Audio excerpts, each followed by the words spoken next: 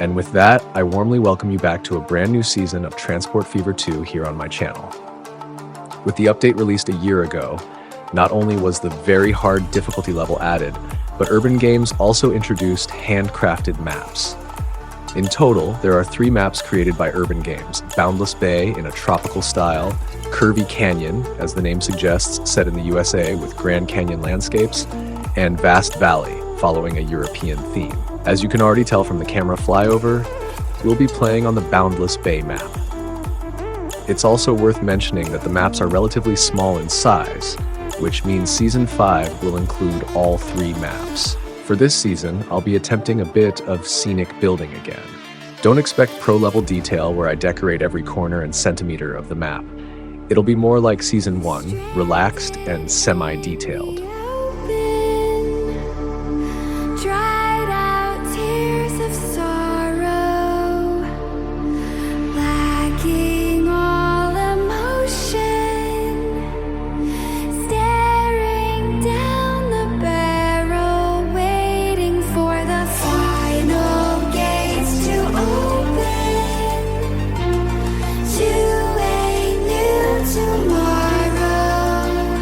And since we have some time, feel free to check out my new X, formerly Twitter, account, where I regularly post updates about when I upload videos and about another hobby of mine.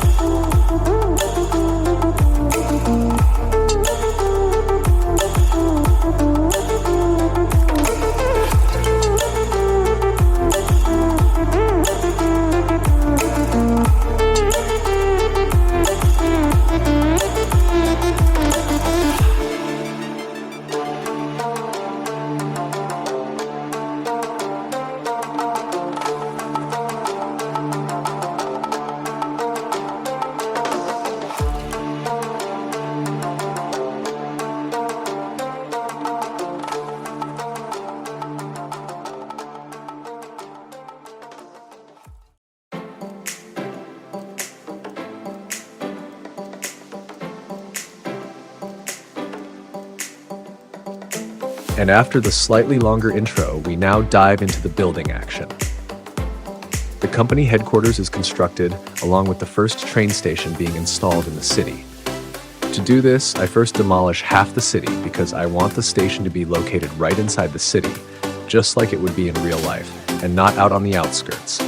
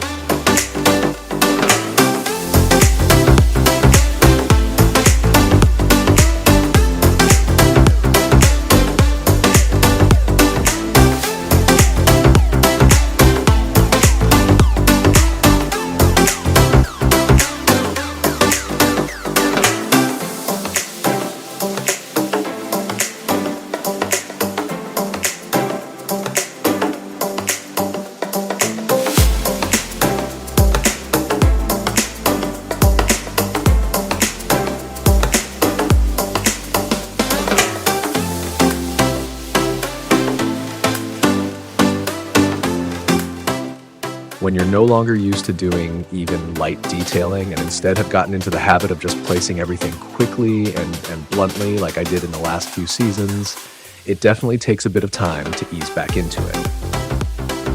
Plus, as many of you might know from Planet Coaster, my building style tends to be pretty chaotic. I usually go in without much of a plan. So please bear with me if I'm a bit indecisive at the beginning and not building like a full-on pro right away.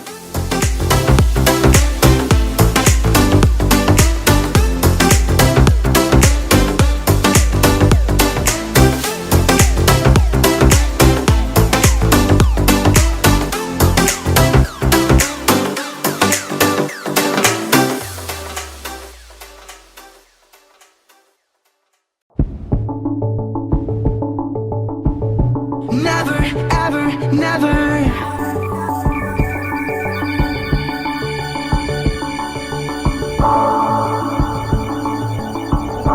Never, ever, never.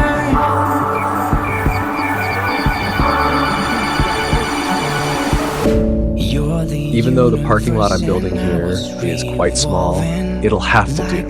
After all, the city itself isn't that big yet, so this smaller area will hopefully be enough. I'm also placing something in the empty spot between the station buildings. Just a small detail, a suggested staircase, plus a bit of greenery with a bush, a tree, and a bicycle parking area, before I move on to the track layout.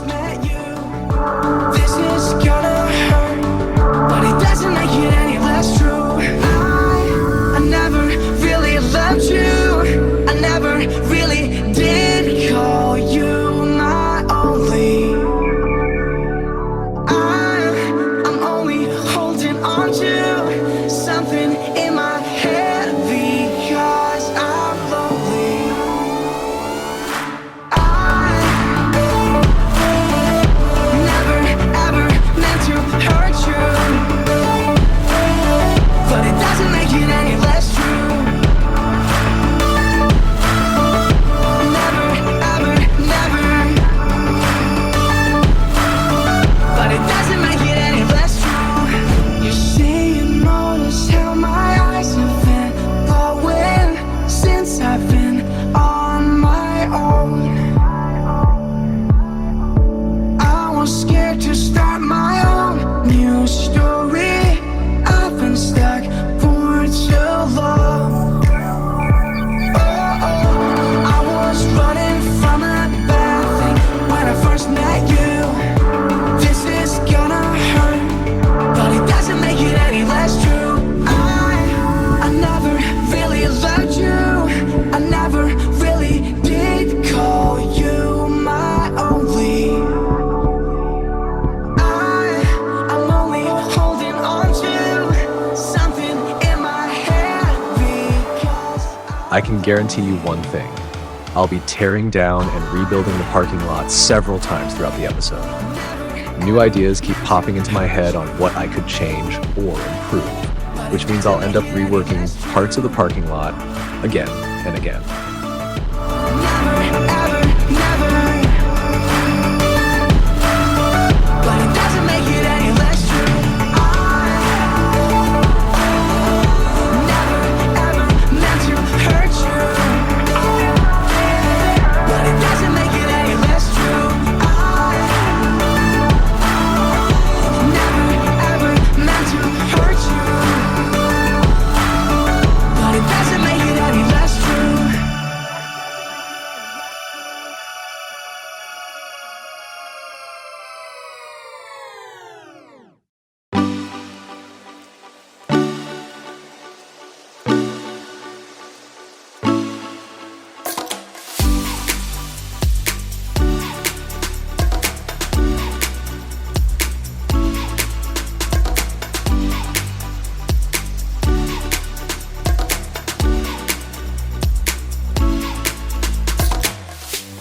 With the tracks, their geometry, how I connected everything, and some other details, I spent a lot of time experimenting. It was a constant back and forth between building and tearing things down until everything finally fit the way I wanted.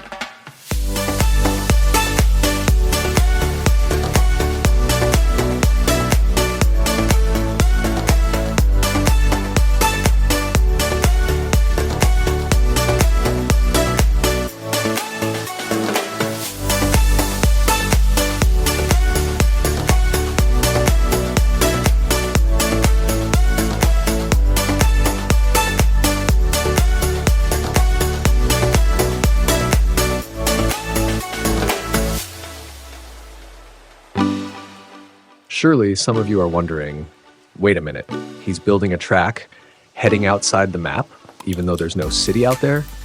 That's right, I'm simply pretending there's a city beyond the visible area to make the whole thing feel more realistic. After all, our real world isn't divided into neat 12 by 12 kilometer squares, but is one big continuous globe. And that's exactly what I'm trying to represent here. The area we see and manage is just a part of a larger world that continues beyond the map boundaries, even if we can't see it. Otherwise, the way these maps work would feel pretty unrealistic.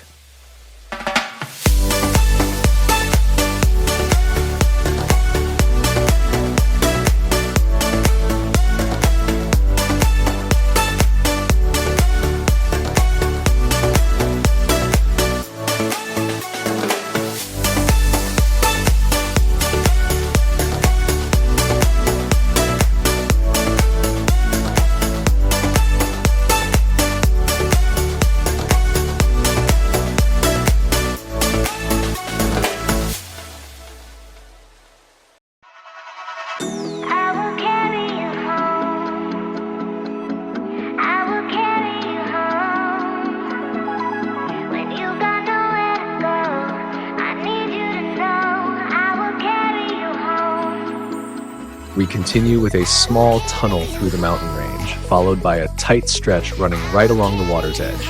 It's such a liberating feeling to just build freely without constantly having to think, oh, how expensive is that? Or the tunnel has to be as short and shallow as possible to save costs.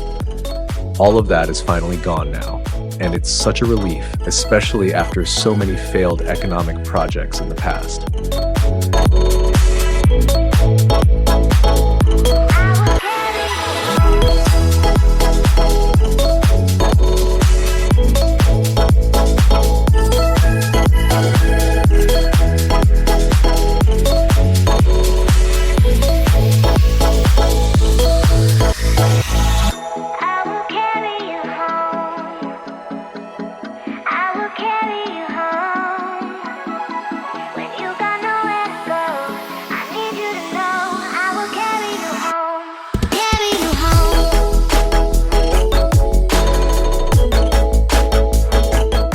I originally wanted to build a stone wall here, like in the other passage, but somehow I didn't want to do it after all.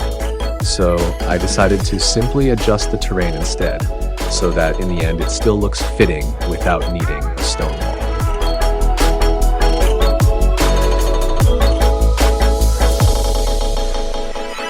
I will carry you home. I will carry you home. And now comes something I'm still looking forward to. Creating speed signs to make it more realistic, because the train driver should know how fast they're allowed to go. Of course, the game already knows this too, but for the look, even if barely visible, you still like to do it, right?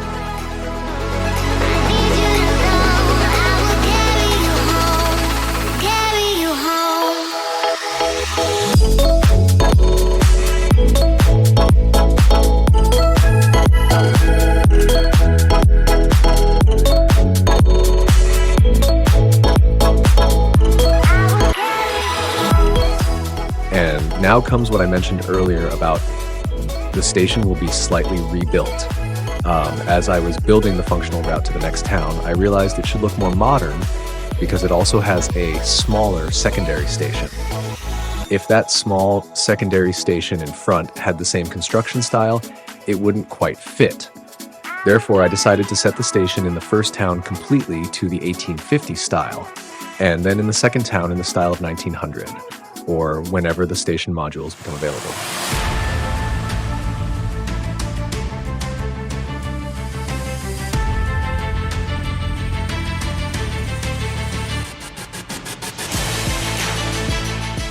I'll also try to put in some effort with the second town. It's just that the recording was already getting quite long, and I wanted to finally wrap things up. But in the next episode, things will continue there as well, even with a small maintenance depot.